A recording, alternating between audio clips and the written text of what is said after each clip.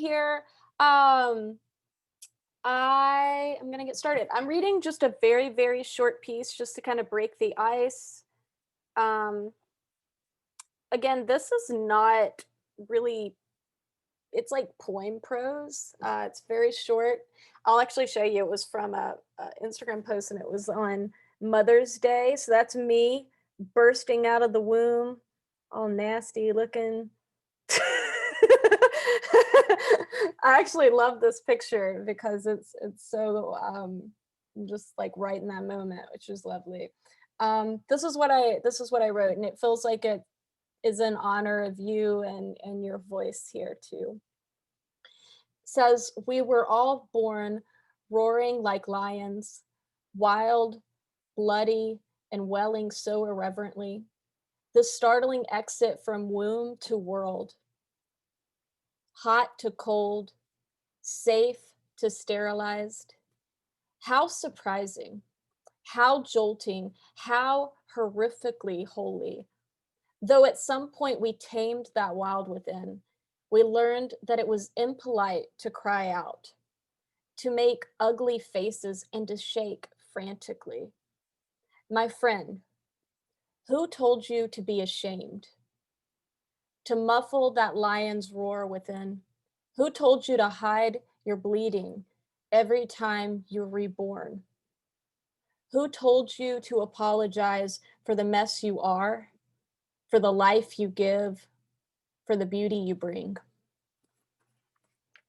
Okay, practice your little emojis. I just gave myself a heart. Y'all are awesome. Okay, that's me. I broke the ice. That is also in dedication to all of you and your voice. Thank you, loves. All right, Allie, you're up. You can unmute yourself and then you can share your poems or your writings. Cool. Hey, I'm Allie. Yeah, this is my first open mic too, so I'm nervous but excited. I have two poems. One is inspired by Mother Earth, and the other one is inspired by like kind of more grief and that kind of thing in the mother realm. So yeah. The first one is called Dear Mother. Dear Mother, I think sometimes about you dropping from the sky, no longer held by the trusty rotation of your axis on which our lives so rely, giving in to the gravity of the weight of our decisions and interconnected systems we created so that we could thrive. Would we survive a second long enough to weep for the planet for whom we took for granted the fertile seeds that we reaped and reaped and reaped until she fell to her knees? That's one. And the second one is called Wait. I hate that I never told you how it hurt to see you crying, carrying the words of the song, sunrise, sunset, with your distant eyes, blurry and wet.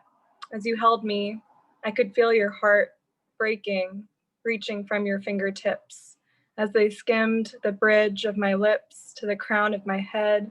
With each day you rose and fell like the sun. You did your best, living with a snake wrapped around your neck. As it tightened, you froze, careful not to unsettle its wrath, as you lowered me into the warm suds of the bubble bath. I hate that I never told you to run. I could see inside you the piece of me I was searching for, our souls one, the piece of me that dared to frolic with no regard in the hot summer sun. I hate that I never told you how it hurt to hold the weight of your world in mine, to carry the connection of our wounded souls. Thanks.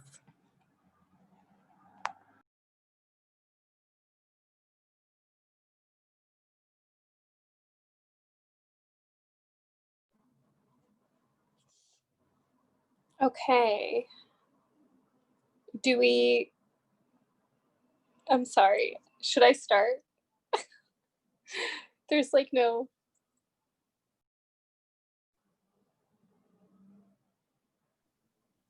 Okay. Hey, Should I go, Anika. Megan? Yes. Sorry, I was trying to unmute me and I wouldn't do it. Yeah, Okay, so we're just taking pause in between and then it's up for the next person. Got it. Before I read, I just want to say it's very exciting that this is the first open mic for Women Who Roar, and I'm so glad that you all are here. And Yay. My name is Nika, and I'm the creative nonfiction editor, and I also dabble and am a poet. So here we are. I'm going to read you some poetry today. Thanks for listening. Okay. If my grief were a seed, it would be buried deep in my belly, hardened and black, unable to crack open. Potential blocked by the thick armor formed, protection during years of war between fire and earth. Breath is a prayer for healing the body left burning. Rain is a prayer for the seed left ungerminated. The shell, the bone, the husk, yearning is a life of its own. If my grief were a seed allowed to grow lush and full, I'd have wild roses growing in the pillows of my lungs. Deep red, blackened edges, thorned and soft, roots burrowing in the ashes of 1,000 spliffs smoked. Plants have wisdom for those willing to swallow fire. The spark, the click, the hiss of a lighter, transformation by spirit, new life taking form, something awakened, knowledge remembered. To be alive is to grieve, source. To grieve is to return love. My grief comes from the stars. My grief comes from the womb. Grief is the mother calling me home. Okay. You want one more? I don't know how we're doing on time. Okay. This one I wrote near the beginning of COVID, when I was about to move from Seattle to San Francisco. And it's about the process of my mother naming me. What I need to remember. My mother named me Dominica, translated to mean the light of God. Fear cannot live where there is hope. At least that's what I've been trying to hold inside a body of bundled and frayed nerves. At the grocery store, there's no soap. A cleansing necessary, a virus infecting the shadows, delighting in the dark. I live alone, social distancing, the paranoia grows, a name forgotten, a faith grown cold. My pen stays lonely, a reflection distorted. Staying busy keeps me from floating. But yes, I did return the masks I stole from my doctor. Because I am not God, I am human. Hard to remember to drink water when I'm frozen. A cluster of cells unknown. I know I'm not alone. The scarcity fear infects us all. And on the news, Italy is dying, and my mother didn't survive the flame. It grows. And I've got PTSD and no health insurance, a disability owned. But I still know the truth of myself. And so I ask my friends for help in moving, boxes packed, items sorted, dancing, laughter, food shared. And I remember what is important. My mother named me Dominica, translated to mean the light of God. It lives within us all. Compassion is the balm, the soothing truth. Survival depends on our ability to unite and trust. Helping hands are near if we choose to open and touch. Fire cannot exist without something to burn. So I told my best friend I would fly to New York if she got sick, because love is given in attention and in language. My mother named me Dominica, translated to mean the light of God, translated to mean creation. Life is a responsibility in kindness, something to be given, forgiveness. The opposite of hate is not empty. We all seek to feel safe. So take a deep breath and remember, death is the teacher named at birth. The light can only be found when we know both. Thanks, everyone. Whew. Thank you, Nika. Beautiful work. Everyone, I want to invite us, should have said this at the beginning, I want us to invite us to take a deep breath together in between each poem. So take a big inhale and exhale to release. We'll do that one more time. Inhale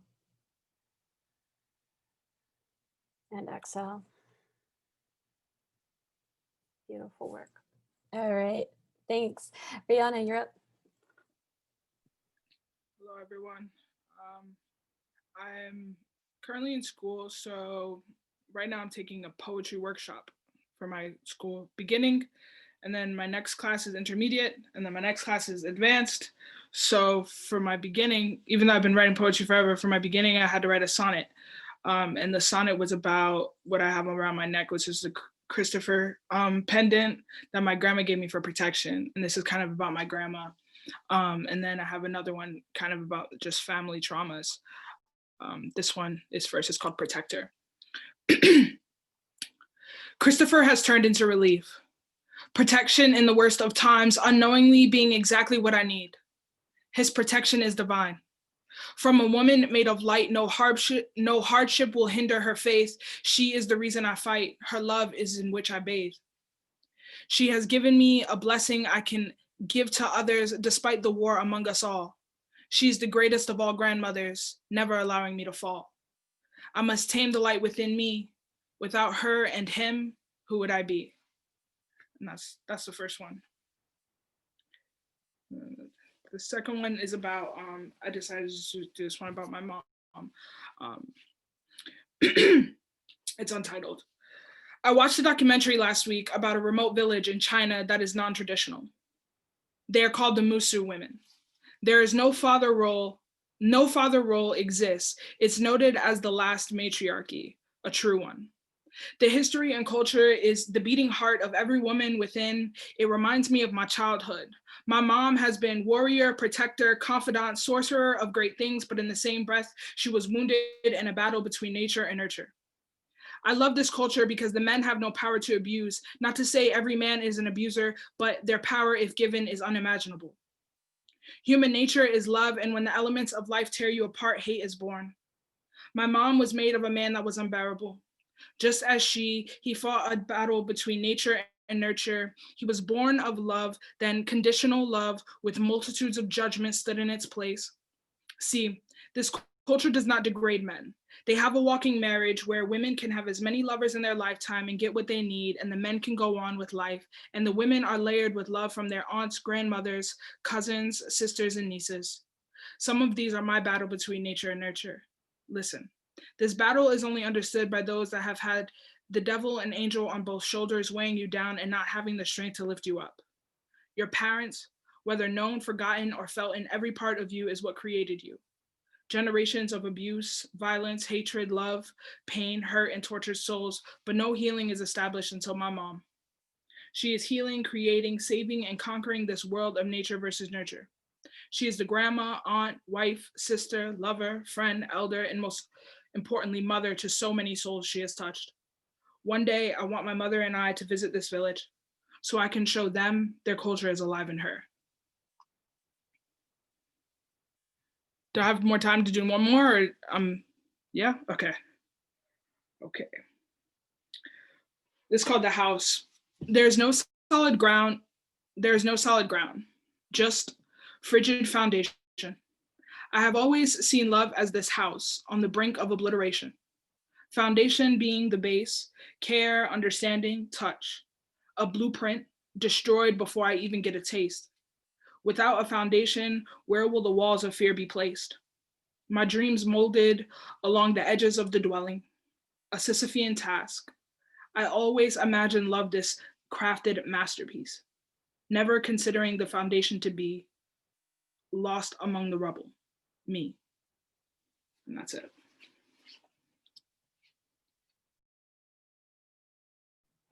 Thank you so much, Brianna. It's beautiful, beautiful work. Everybody, let's take a deep breath and release that breath. Let's do that again. Breathe in And release. Awesome. Dana, you're up. Hi. My first poem is a tribute poem to Maya Angelou, and the epigraph is from her book, Letter to My Daughter. I gave birth to one child, a son, but I have thousands of daughters. You are Black and white, Jewish and Muslim, Asian, Spanish-speaking, Native American and Alouette. You are fat and thin and pretty and plain, gay and straight, educated and unlettered, and I am speaking to you all. Poe feared premature burial. You memorized his poems while buried alive in a 5-year post-rape silence. Losing words made them worth more. So you mastered languages, French, Spanish, Hebrew, Italian, and Fanti. So many phrases knew your tongue, expressions for daybreak, dignity, and always forgiveness. Even for Two-Finger Mark, lover turned savage who beat you with a wooden slat until your teeth speared your lips. Your mother fainted at the sight. But wild independence cast your 6-foot frame, and so you became the first female streetcar driver in San Francisco at 14. And you refused to tolerate profanity, not even from Tupac, who cried when you talked soft honey to him, and you never merely spoke, you blended in love songs and spirituals, even when they killed the king on your birthday, a day the world still weeps. Oh, caged bird, Dunbar's daughter, you soared freely with the wingspan of a prehistoric bird swooping down to enchant Broadway, sing Miss Calypso in a red silk dress. It took 7 autobiographies to tell us what you gleaned from life, and dinner parties you threw to celebrate blessings, hidden softly under southern rocks and trees, ones missed by mortals like us. And you loved making biscuits, kneading with thankful fingers amidst intolerance, alchemy converted to a 24-karat resolve, and your son Guy could say mama, but I confess, I whisper it too.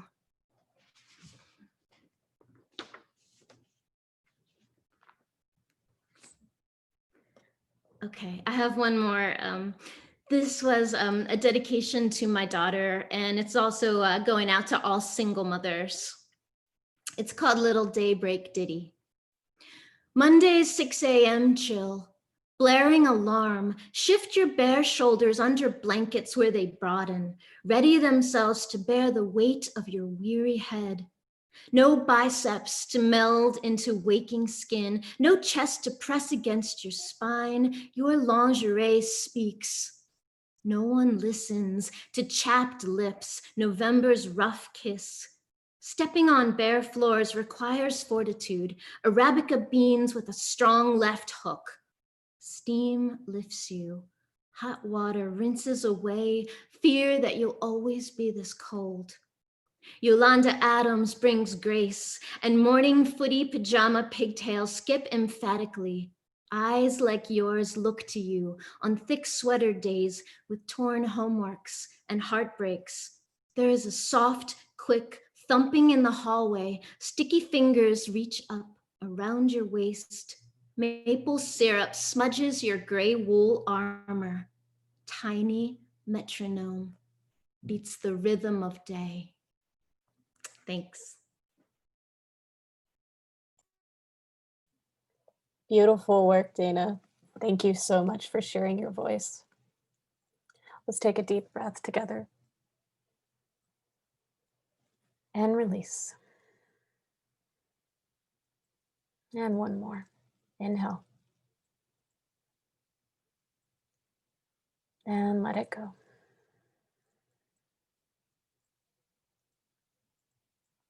Rebecca, you're up.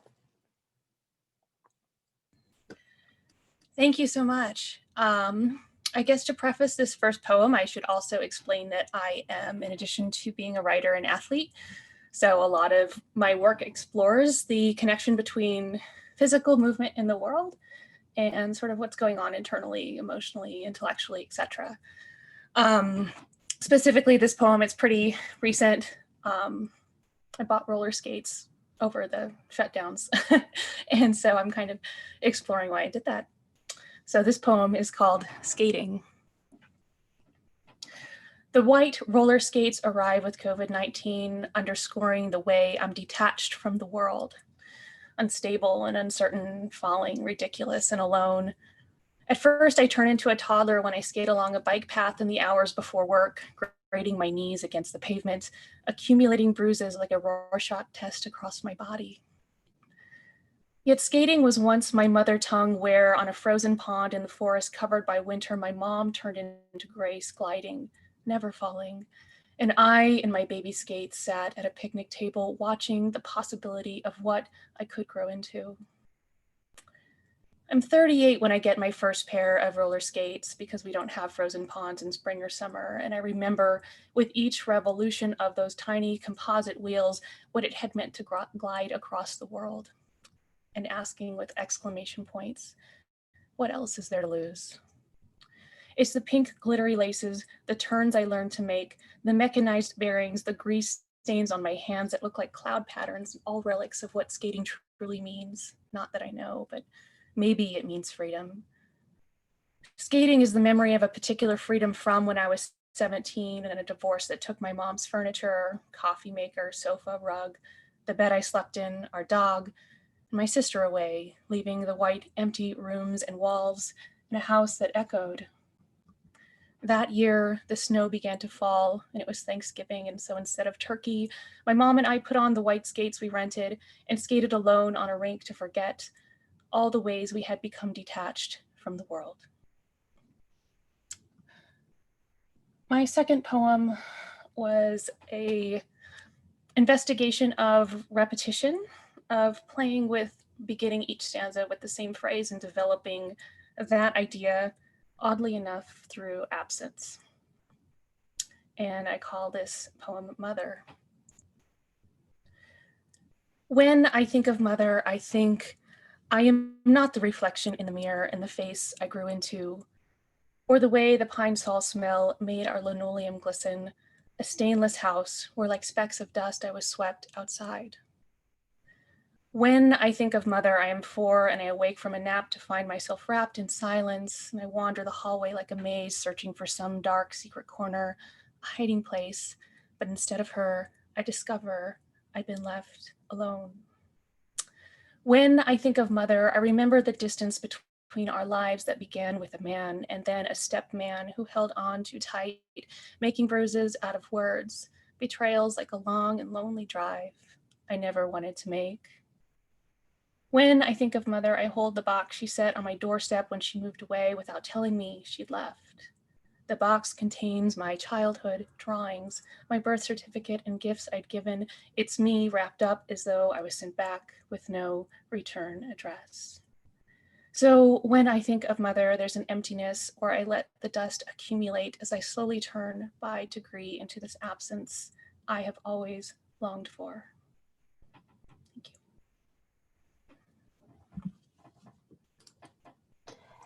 Thank you, Rebecca, so much for sharing so bravely. I appreciate you. Let's take a deep breath together and let it go. Let's do that one more time. Breathe in and release.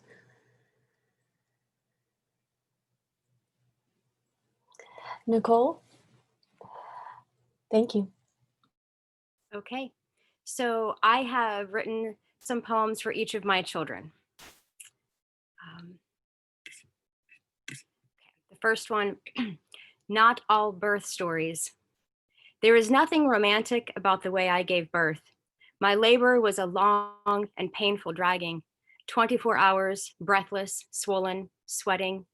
36 hours, my vein shoved the IV from my arm and kept on shoving as much blood as it could all over the room. 48 hours, pulled back again and again to consciousness, each contraction folding me in half. 52 hours. Doctors rolled their eyes at me, a failed woman, couldn't even birth her own child. They dressed for surgery and wondered, what kind of mother will she be? Maybe I wondered the same thing, and that's why I couldn't let you go. Maybe I already knew all the failures I'd be, all the wrongs I would commit, all the rights I would miss, all the ways of deafness the hearing mother performs in order to pick out only what she is able to comprehend in the moment. Maybe, but most likely it was because we were both too stubborn. I trying to push you to do something, you refusing to comply, the beginning of a battle we would fight for years after.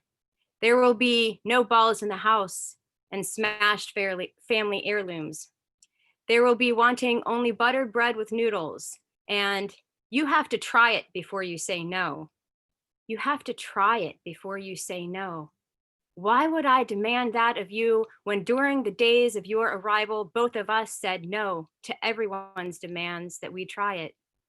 With every contraction, we rejected the thought of how separation would taste, imagining we would gag at the texture of apart as it filled our mouths, the foul remnants sticking in the space between tongue and gum. You preferred the comfort food of a warm butter bread womb. I prefer the predictability of your noodle body boiling in my uterus, curling safely around my organs. But the doctor sliced open my steaming loaf of a stomach and scooped you from my body anyway. My uterus bled out her indignation through the night. My body smelled like a mouthful of pennies, and doctors that once glared at me for my inability to release began glaring at me for my refusal to stop releasing, as if I was using my uterus as a weapon to torture them, as if I ever had that kind of power to control my own body, as if by then I hadn't already walked through decades as a vessel in a plump-skinned suit full of orifices meant to take everything in and hold it. Diet pills, coffee, smoke, the white album, tongues, fingers, sperm, all that carrying, all that holding in. No wonder my body couldn't stop emptying itself after it began. Old blood, new blood, blood so thin it looked like juice, my uterus a wineskin that never ran dry. It was a miracle greater than the fishes and loaves, and there we were trying to stop it. They told me breastfeeding would stimulate contractions, change my blood to milk. They brought you to me. My doe arms rose to cradle you, my little noodle boy out of water. As promised, the blood wailing of my womb stopped, and with the pull of your lips, I felt my shrinking.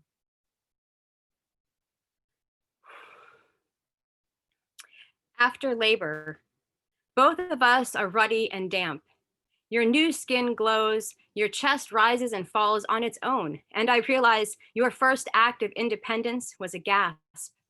I marvel over how you already know what to do without me, taking in what you need, preserving yourself through consumption. I have one more. I don't know, I'm gonna keep it under a minute here. Conjoined. When your baby dies, nothing is familiar anymore, except everything is waiting for you, the same as it was before you went to the hospital. But you can't pick up that same sweater and put it on like you're the body that wore it last week, or make the same chicken dinner like you still enjoy the taste of meat. You can't move through the same silent house without feeling like you walked into each room and forgot why you were there. Now you are new. You are aware of undoing, eater of loss. You have become a merchant of black cloth and frankincense, and every space around you must be filled with both or you cannot breathe. In the end, they took your baby away because she looked like a strange, beautiful chimera that no one but you could understand, and not like a baby.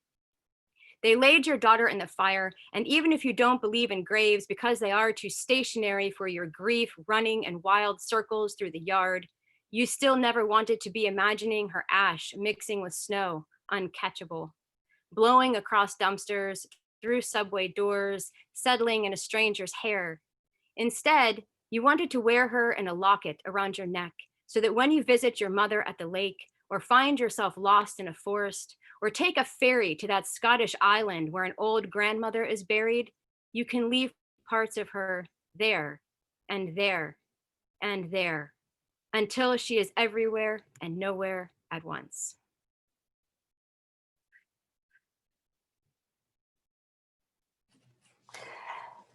Beautiful work, Nicole. Thank you. All right, let's take a deep breath and release it. One more time, breathe in and let it go.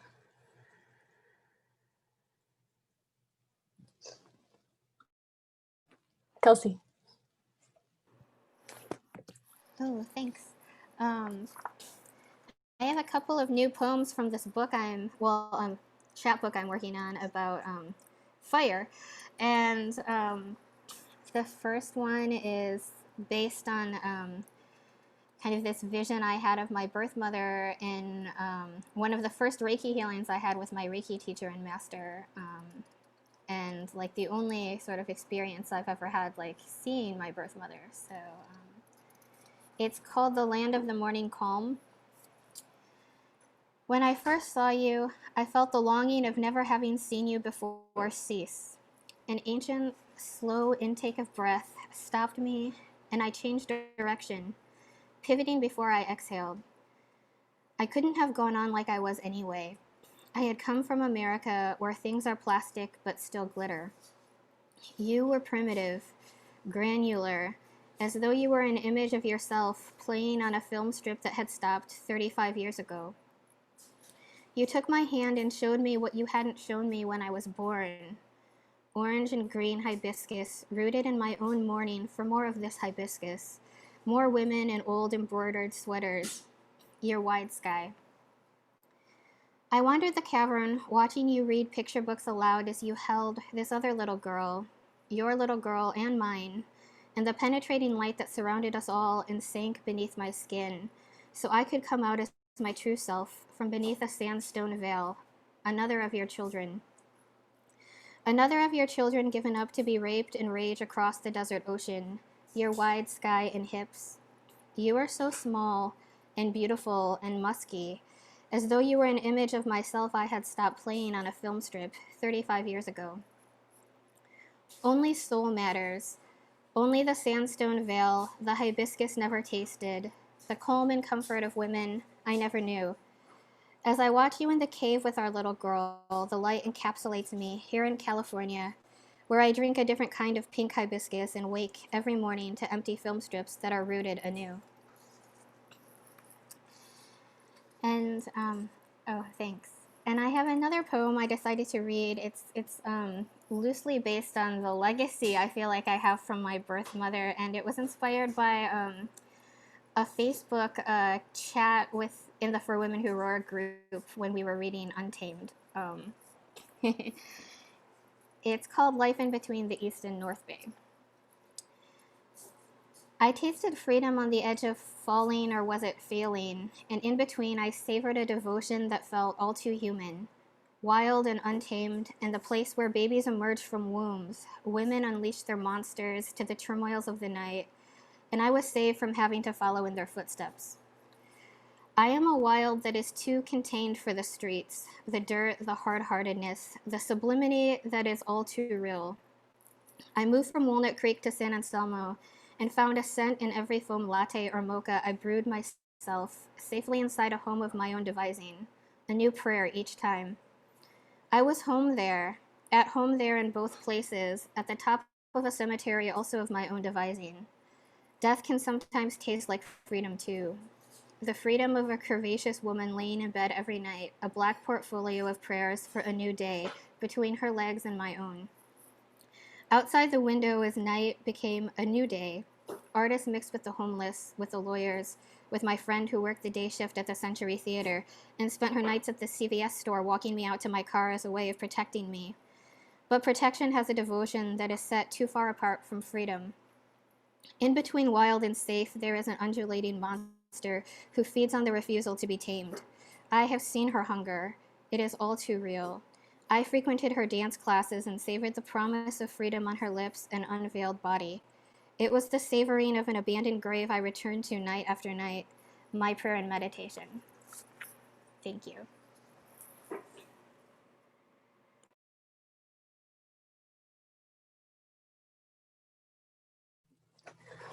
Thank you so much, Kelsey. It was beautiful work. I appreciate you. All right, let's take a deep breath in and let it go. And a deep breath in and release.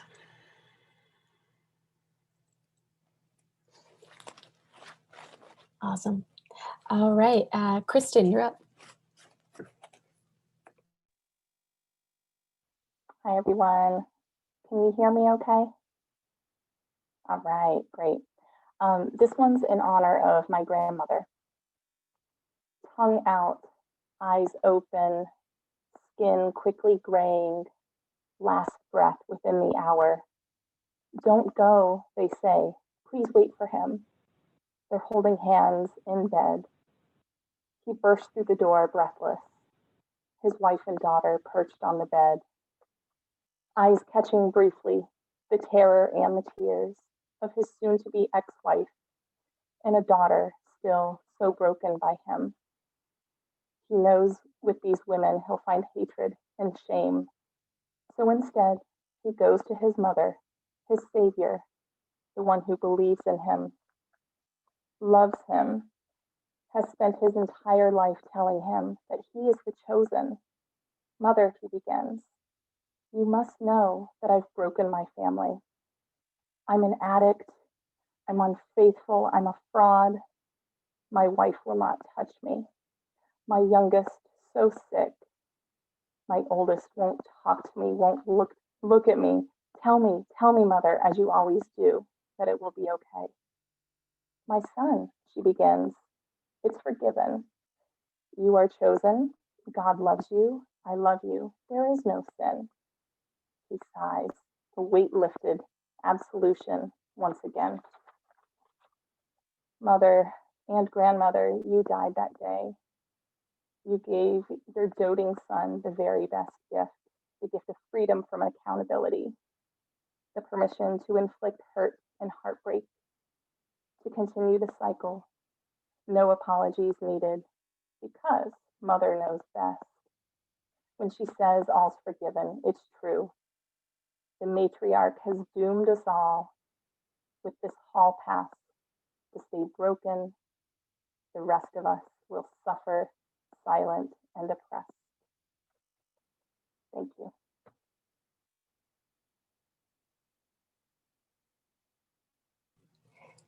Thank you, Kristen, so much for sharing your voice. We appreciate you. Let's take a deep breath in together and release that breath. Let's do one more. Inhale and release.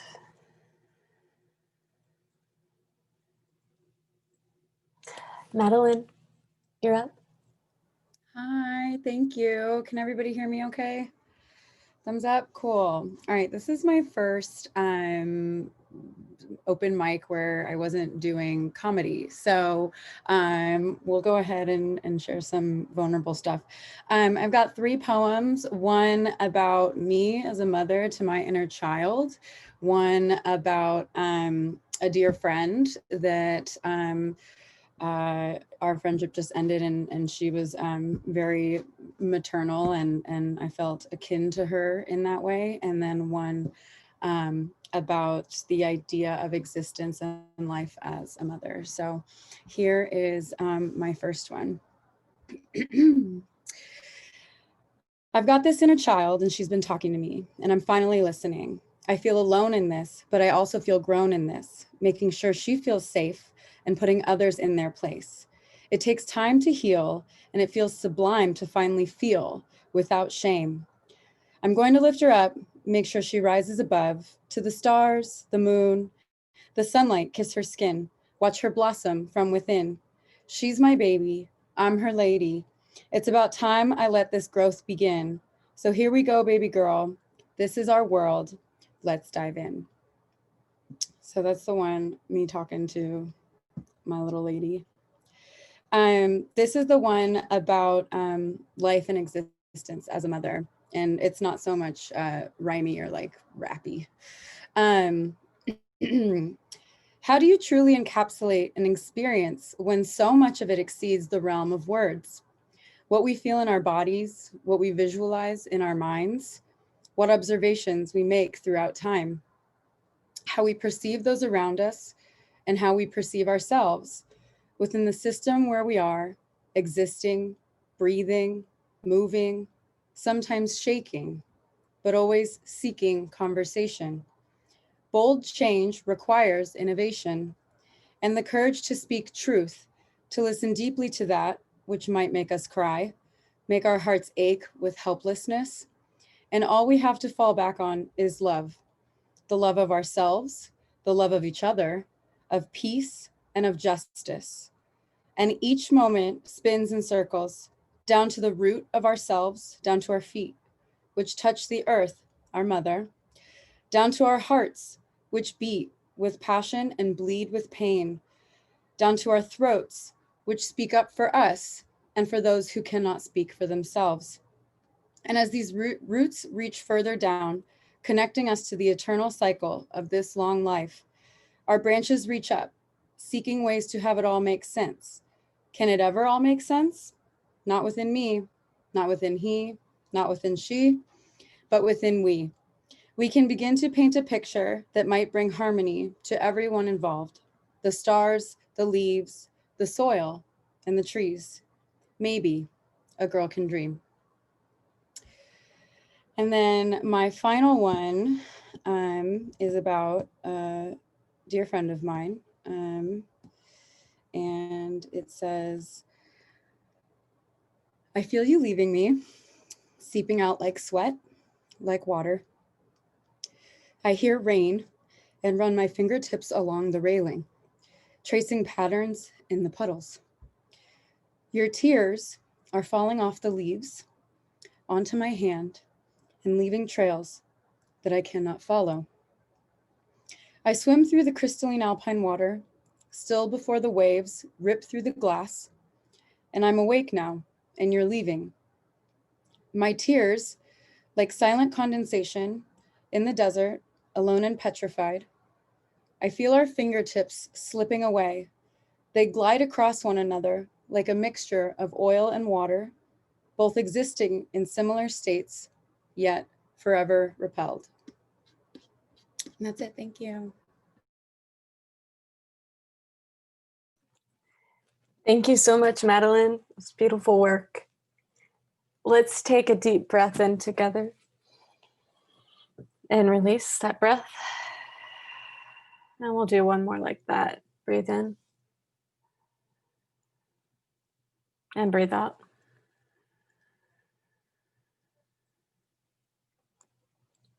All right, Jennifer, you're up. Thank you. This has been really beautiful. Can you all hear me okay? Yeah, okay. My 7-year-old lies on the fuzzy rug in her shared bedroom. The ball of her right foot is on top of her left and her arms stretch out in T. She flutters her eyes and drops her right ear to her right shoulder. Her blonde, wavy hair is in a ponytail at the nape of her neck. What are you doing? I ask, carrying in a basket of folded laundry. Playing Jesus, dying on the cross, Chloe answers for her older sister. He has nails in his boobies. I roll my eyes and tickle little Jesus's feet. Grace kicks with laughter, then grows gravely serious. Jesus died, Mommy. He really did. He has nails in his boobies. Chloe lifts up her polka dot top. No, Grace insists. The nails are in his feet and in his wrists, and he has thorns sticking into his head, and blood trickles down his body. He's slumped over like this. She strikes her pose.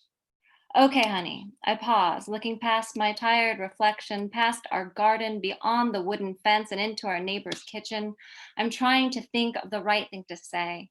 I want to tell her she's too young to hear these stories, to have these images injected into her head.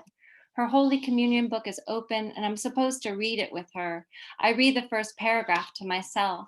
Station 4, Jesus meets his mother. Jesus, you feel so alone with all those people yelling and screaming at you. You don't like the words they are saying about you, and you look for a friendly face in the crowd. You see your mother. She can't make the hurting stop, but it helps to see that she's on your side, that she is suffering with you. She does understand and care. Mommy, mommy, one of them is chanting, maybe both. I close the book and I wonder if my fears of having my children grow up differently than me is causing them harm. Enough Jesus talk for today is all I can muster. It's time for bed. Chloe jumps into her twin bed and Grace reluctantly walks over to hers. I kiss Chloe on her freckled nose. Put on the magic, she demands. I stir 2 imaginary pots, then wave my fingers over her from head to toe.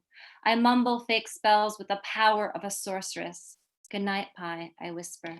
She's practically asleep by the time I walk over to Grace's bed. Is the bread really his body? Grace asks. I guess, I shrug. It's more like a symbol. Is wine really blood? Not really. Can you read me something? She widens her blue eyes and her chest heaves. She's about to cry. Every night before bed, she looks like this. Not tonight, honey. I need to sleep. Let me put on the magic. My hands wave with power. I utter gibberish. I believe the gibberish. I'm actually praying to Jesus that she falls asleep. Nothing works. The girl hates sleep. Snuggle me, she begs. I climb over the white picket fence and breathe into the curve of her warm neck. She hangs on me like a tire swing. We are in a meadow. There is a breeze and her swing is tied to my weeping willow. Her toes skim the pond. We no longer hear traffic. We no longer need alarms to alert us that someone has broken in. We don't care. Earthquake, come now.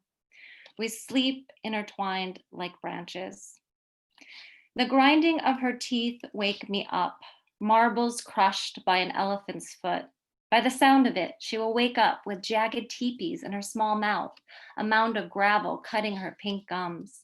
I don't know if I should wake her. Is the bone-crushing sound disturbing me, or is she actually breaking her teeth? I attempt to massage the hinge of her jaw, but her eyelids tighten and she shakes me off with her hand. I walk down the hall and I get in my own bed. I write a note to call the dentist. I pray to God, the universe, Buddha, my grandma, and my great Aunt Patty, never to marry, never to my grandfather. I ask them, why am I passing on this religion? Why does a 7-year-old grind her teeth? Please, I say, just for one night, take away the things that scare her. Give them to me. I've had this dream so many times that I tell myself, this is the dream. My skin is sewed to a duvet cover with a black thread. It is the exact spool that has stitched my lips back together when the neighbor's dog ripped my face in 2 at age 7. I remember looking in the mirror at my unzipped face, both sides of my lips blown to my ears, my gums and bones exposed like a skeleton. It's Thanksgiving, so the doctor is stitching me up as an intern. My mom holds me down, her neck craned away. I know she hurts as much as I do, yet there's nothing she can do. Does it help me to see she's on my side, suffering with me? Or does realizing there's nothing she can do to protect me make it worse? I'm kicking, I'm screaming, but I'm sewed to the bed. Wake up. I struggle like this for a while until my formless self rises from my body, my empty flesh stuck to the bed. I tiptoe upstairs like a ghost, but I'm not a ghost. I'm a 7-year-old girl who sees crucified monsters. I hear the sound of running feet. My eyelids are glued shut, but I feel the girls jumping on my immovable body. Their heels dig into my quadriceps. They step on my shins. My head whips back and forth in pain, but I don't want to frighten them. Mommy, where are you? Grace shouts. Get the scissors, I say in my other voice. Cut the black thread, but they don't hear me. Mommy, she screams. They jump off my body on the bed, their feet pounding on the floor, climbing the stairs. I hear them getting closer, then I feel them shake me awake. What are you doing up here? Chloe asked gleefully. Did you sleep upstairs? I don't know, I replied. I must have been sleepwalking. I had a bad dream. I push my hair out of my face and extend my arms. I pull them into my weeping willow. They watch sap pour from my eyes. They don't know mommies can cry yet. They are mystified. Are you crying? Chloe asked. Mommy's crying, she says to her older sister. Why is mommy crying? I let the tears fall down my face and Chloe catches them purposely with her finger. I know why you're crying. Grace looks at me closely. You're crying because you are happy, she says confidently. You're crying because the world is so beautiful. Thank you. Beautiful work, Jennifer. Thank you so much for reading. It's lovely. All right, let's take a deep breath together and release that breath. Let's do that one more time. Breathe in and let it go.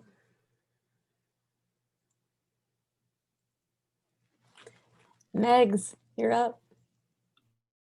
First off, I hope this is the first of many of these virtual open mics because it's giving me life that I have been lacking for the last couple months. So I really appreciate it. I'm very impressed by all of you women.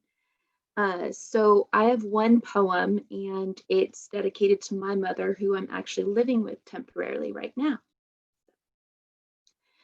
My mother is a kaleidoscope, complex and colorful. Growing us, she knew how to put a hand on the back of someone needing to be seen. A woman and a mother, nylons and shoulder pads, cookie aprons and well-worn nightgowns. She likes apple fritters and Alicia Keys. Her camera roll filled with pictures of her husband, her 3 kids, her 2 cats, and an oddly buff kangaroo she saved off the internet. My mother is fragments of soft and scrappy, frosting cookies for my brother's little league team while cursing at the baseball score. We bond over being the oldest daughters, the quietest friends, and the crassest joke tellers. My mother is a kaleidoscope, changing and contorting. Growing older, she doesn't know how to accept the hand on her back from someone saying, I see. A woman and a mother, Parkinson's and an unforgiving back, orthopedics and well-worn nightgowns. She still asks to squeeze the cold out of my fingers, her purse filled with readers and Tylenol and a small packet of almonds for her now grown children who might look for a snack. My mother is patterns of a life fully embraced, folding enchiladas with shaky grace while telling the president on TV to please pipe down. We braid together, sipping coffee and dissecting our dreams, 2 women of shared sharp edges. My mother is a kaleidoscope. In the mirrors of her memories, I see myself and smile. Thank you. That's it. I'm so struck by that last line. Thank you so much, Megs, for sharing with us. And don't worry, there will be more. We're planning on doing this monthly, so stay tuned. All right, let's take a deep breath together and release that breath. And one more like that, breathe in. And let it go. Sonia, you're up. Okay, thank you. This is called Sharing Split Peas. Can you hear me okay? Okay. I met her at a beach gathering on Kauai, a potluck of 9 women. I saw her walking toward us, waving at the people she already knew. Her belly was swollen and ready to burst. She struggled to get to the ground, but she glowed in that way that pregnant women do when they are truly happy to begin this path. She told me she was just 23. The pregnancy was unexpected but welcomed. I fell in love with the broadness of her smile and the story of her wedding on the beach a few weeks before, her pregnant stomach shameless beneath her white dress. She was interested in Ayurveda, so we talked about what I knew, how the time directly after giving birth should be one of simple nourishment and absolute rest. She told me with earnest optimism that her home was a yurt. It had no proper toilet and no hot water.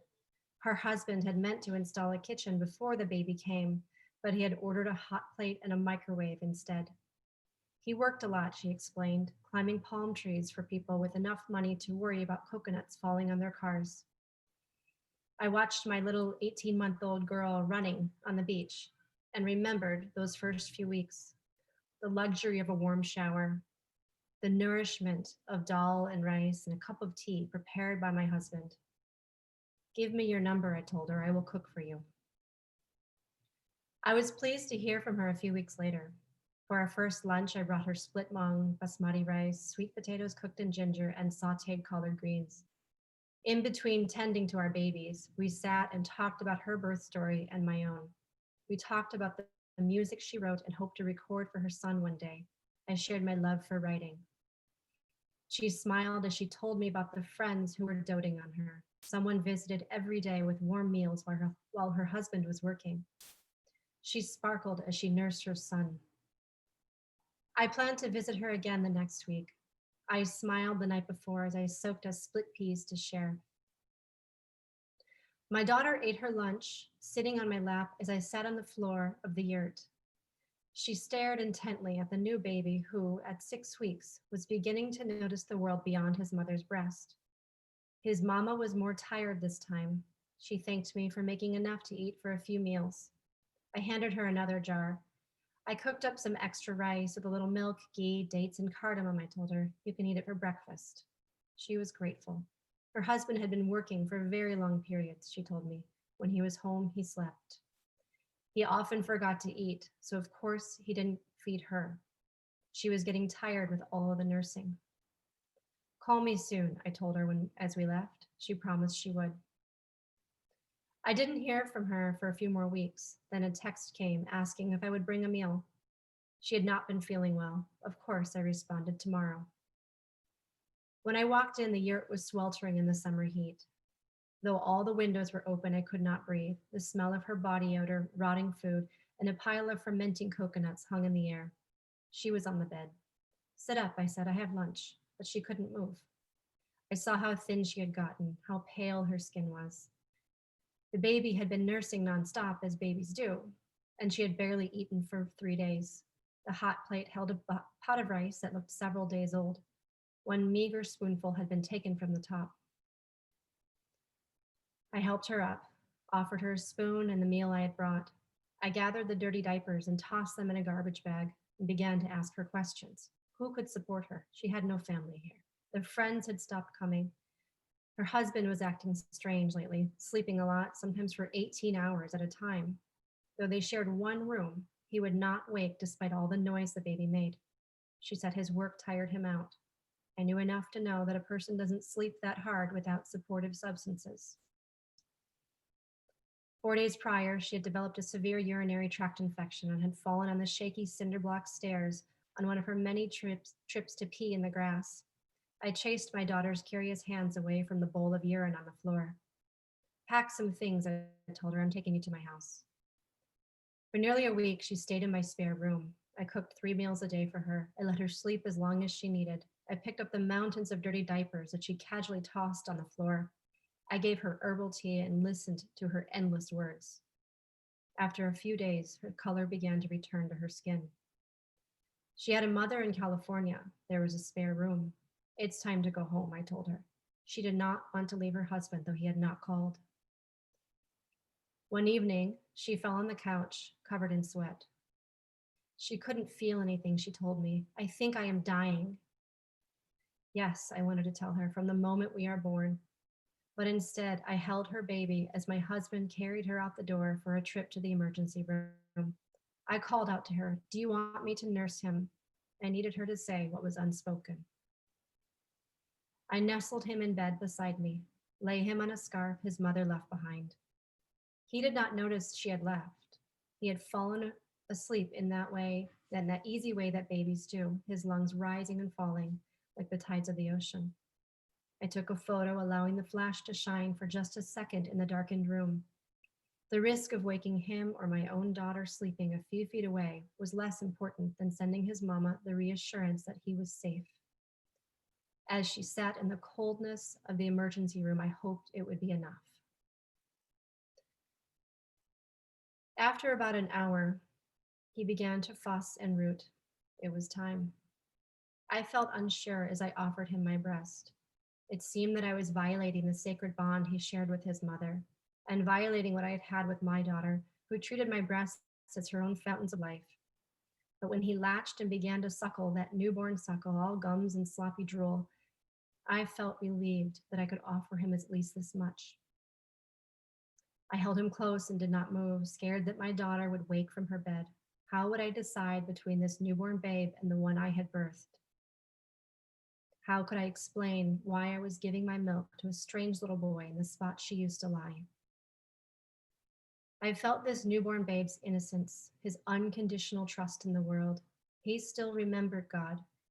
He had not yet learned that he had been born into a world of people who have mostly forgotten. A world where all a handful of us can do is do our best. He popped off my breast with satisfaction. I listened to his cooing in the darkness, thinking of how the offer to share his meals with his mother had turned to this. His assurance slowed my breath, and my eyes began to grow heavy. I drifted to sleep, my arm tucked around him, my shirt lifted just in case. Just before I fell away from consciousness, I felt his peace. I felt his trust that in the darkness of night, there is a promise of a sanctuary in a full breast.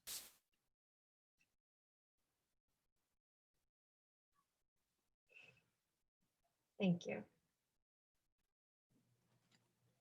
Thank you, Sonia. That was lovely. Let's take a deep breath together and release. And one more. Breathe in and let it go. Awesome. We have one more reading by Emily. You're up.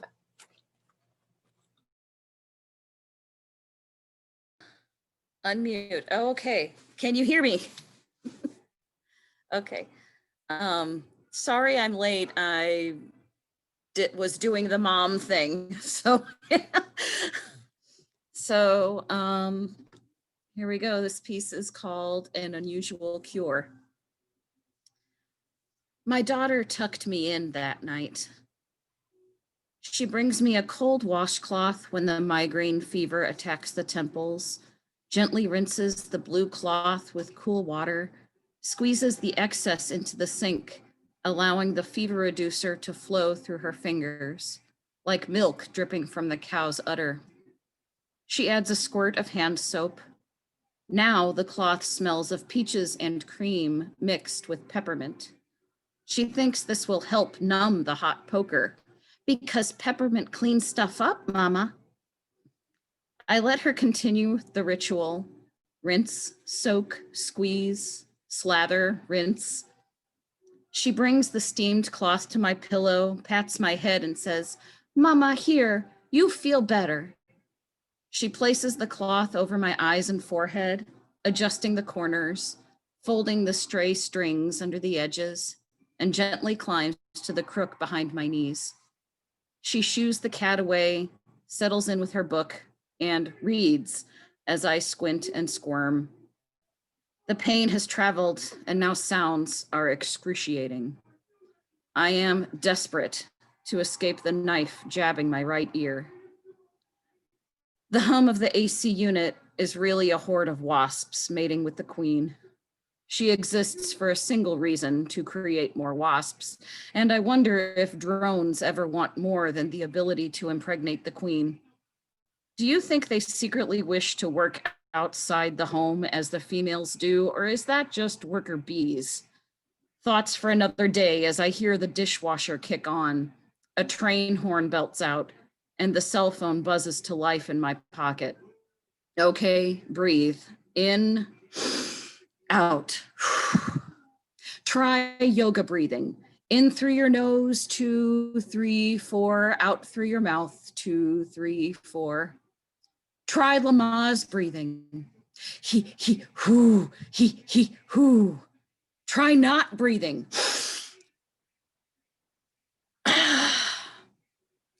Do chimpanzees get headaches and migraines? Do they understand the difference between pain types, or is all unfamiliar touch considered painful? We are cousins with some similar brain chemistry, so it would seem logical that chimps, apes, and orangutans would also experience the auras, the clouded vision, the perpetual pounding in the center of your head, unreachable like a cat, just far enough away that you cannot quite offer love. My finger is inches from the pain when the kid in apartment 204 starts tuning his cello as a truck bounces down the road. Tools are crashing and tires are squealing. I slam the TV remote to the ground as my daughter shrinks to the corner of the sofa. We have danced this tango before. So sorry, baby. Mommy's head hurts so much. She wriggles out of the safe zone, finds the edge of the Afghan, lays her hand on my forehead, kisses my cheek, and says, "It's okay, Mama, I got this." My eyes feel with a cool regret and a warm heart. No, baby, I shouldn't have yelled. She toddles to the TV, pushes the red power button, and returns to the sofa. She sings her favorite lullaby quietly into the air, and I close my eyes just for the moment. That's the end. And this is Riley. Can you say hi? Hi, love. You say hi? Here, I'll put your, can you say hi? Hi. Hi. Oh, so cute. Awesome. Thank you so much, Emily. Awesome. Thank you. Yeah, of course. Okay, wonderful, everyone. Thank you so much. What a beautiful, beautiful time of sharing. So we're running a little low on time, but I do want to open the floor for a little writing prompt. It's going to be very short. I'm going to play a song that's like a minute and a half. And you're going to write with the prompt on, and some of you have already done this, but write a short poem on mothering yourself. So I am going to leave that as open as it is, whatever comes to you, visual, story, whatever flows into your heart from that prompt, mothering yourself.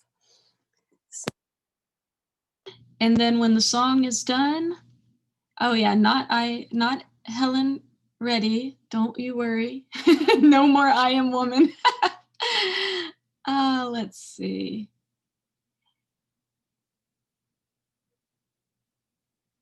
Okay.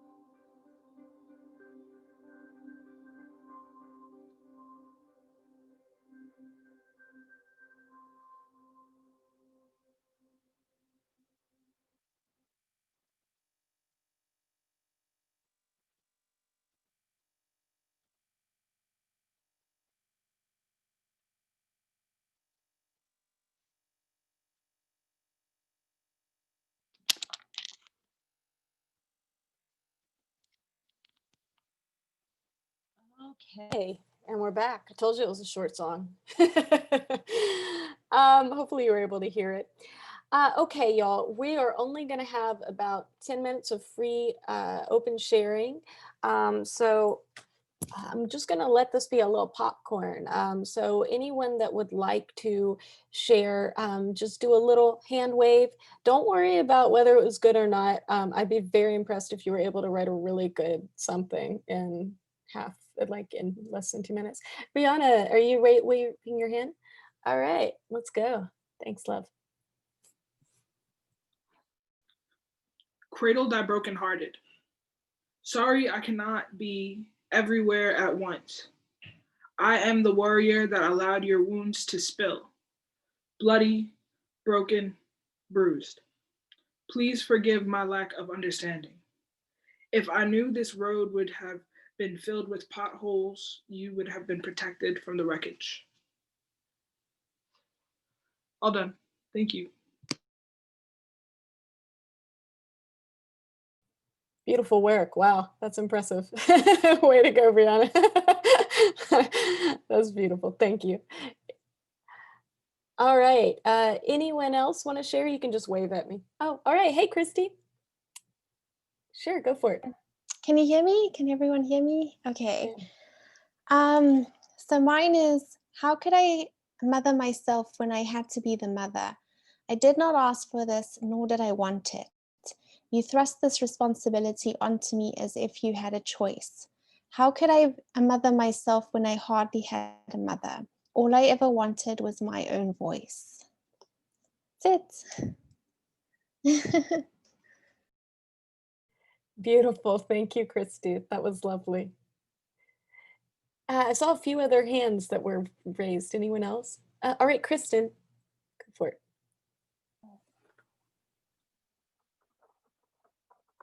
You have such busy hands and such sparkling, bright eyes, giggling, animated, joyful, so playful. Mosquito bites covering your legs, grass stains streaked like smudges across your white shorts. Blonde hair full of chlorine scent, tint of aqua tips. Your gap-toothed smile shows bravery, honesty, curiosity, and bold. Where's this piece of me? I still see you. I miss you. Please come home.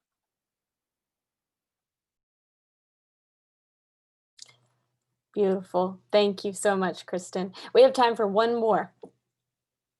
Anyone else? No. Oh, okay. Sonia's like, I'll do it. All right, Sonia, you're up. It's messy, but I'll do it. It's all good. It seemed there was never another mother, mine, in a very small girl's dream, her in a turtleneck, in a dream where she lost her head, my father naked, headless too, next to her. I found them, not the other way around, not the way I always wanted to be found, hiding in my room, reading and writing furiously about how lost I was. Writing, here is the map, people, come find me. But she let me stay alone. It seemed there was never another mother. Beautiful work. Thank you so much for sharing, Sonia. And thank you so much, everyone, for being here and for being part of the very first virtual open mic. This was wonderful. Are you all so inspired? Oh my gosh, my brain's exploding. My heart's exploding with so much inspiration. I don't even know. So thank you so much for being here. Our intention is to do this at least every month. We're probably going to try to stick with the same time. It seems like it's a pretty good time for folks. So yeah, so keep your eyes peeled. We do have, we're going to have this, like you can buy a ticket for this during the month, but you can also get access to this through our membership. It's called The Den. Get it? Like, like a lion's den for women who roar. Get it? Clever. Yeah, but it's a beautiful space. We just started up. It's wonderful. So if that's something you're interested in, I just plugged it in the chat so you can go check it out. And you'll get direct access to this and all the other events we have throughout the month. So, but you can also just buy a ticket each month as well if you want to do that. But yeah, just come be with us. This was lovely, and we'll put out what the theme is in advance, and same thing, you can sign up if you would like to read and just secure your spot with that. So yeah, just keep your eyes peeled. I'm not sure what the theme is yet, but my brain's boiling with ideas. And if you have any that you're just like, I think this should be the next theme, and you're like just dead set on it, you can tell me. I might just go with it. I'm pretty open, I'm pretty flexible. so we'll just see how it rolls. Cool. Thank you all so much. It's so good to see you. I am so happy you're here, and thank you so much for being here and trusting us with your voice, and yeah, just trusting us with your voice and with your words. It's truly brave and so inspiring. So thank you all. Have a wonderful night, okay? Thanks, Megan. Thank you. Love y'all. Take care.